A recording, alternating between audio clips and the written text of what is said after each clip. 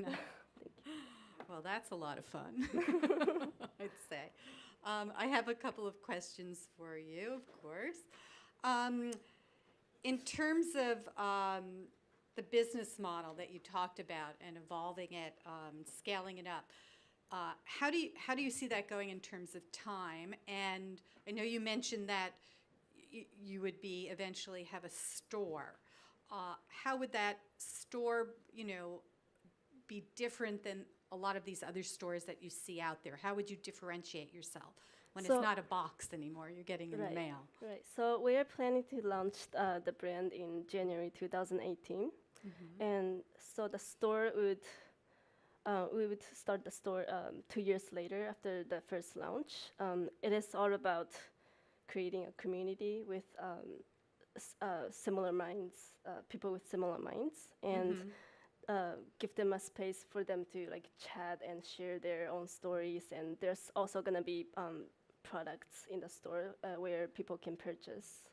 Okay, so there will be products in the Yes, store. right. Okay.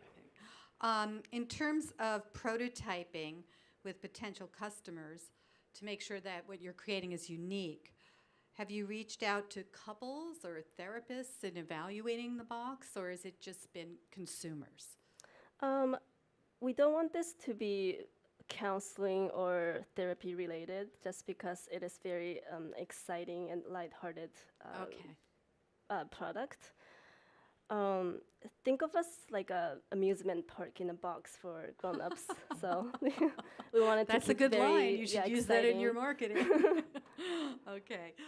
Can you tell me a little bit more about how you curate what goes in the box? Like what you talked about different categories of themes.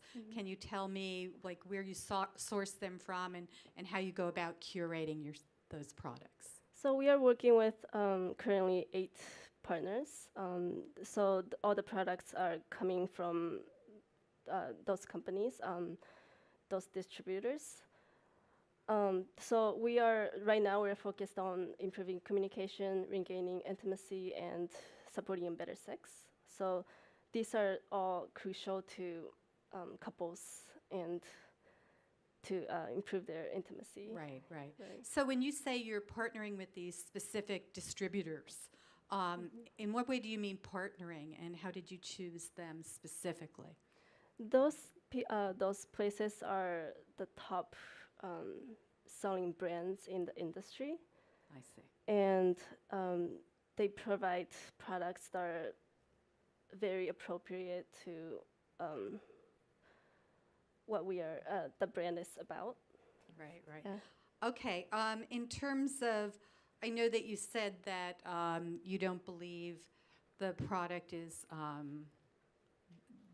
that costly in terms of a subscription box. Are there other subscription boxes? I know you spoke about different price points. Were those for sex themed or romance themed subscription boxes? So it was like apples to apples, the numbers you were giving us?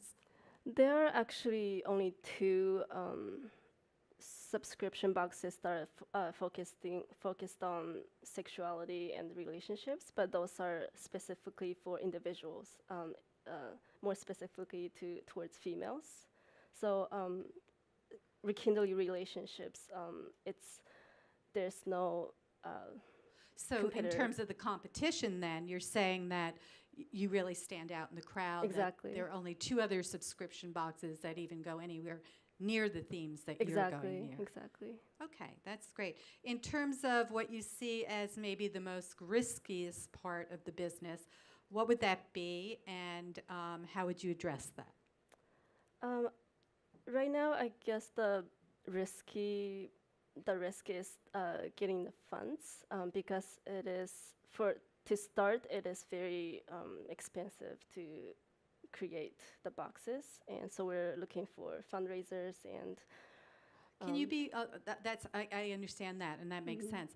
Can you be a little more specific about fundraising? I mean, we've heard, of Kickstarter campaigns, that sort of thing. Do you have anything specific in mind in terms of your fundraising and how you'd go about it? Yes, we are planning to use Kickstarter to start our fundraising plan. Yeah. So people, if they give you money, they get one of the little gifts from the box, right? Yes. Also other products like tote bags, badges, stickers. Oh, okay. Yeah. That sounds great. That sounds great. Well, I think you have really unique branding and wish you a whole lot of success with it. Thank you. Thanks, Thank Raina. you, Ada. Bye.